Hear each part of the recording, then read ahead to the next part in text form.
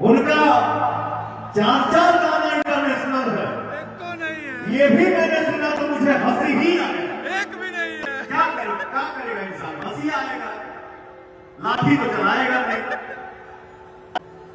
4 गाना इंटरनेशनल, 4 गाना, उनका एक ही गाना। और मुझे लगता है कि इस इवेंट के बाद देश के बाहर विदेश में ही नहीं, इस इवेंट के बाद उनका गाना अब अंतरिक्ष में बजेगा। ठीक है। और आपका भाई क्या गाया है, सो कहां कहां बजता है, उस गाने पे कौन कौन डांस करता है, कौन बाकी है और कौन नहीं बाकी है। कमरिया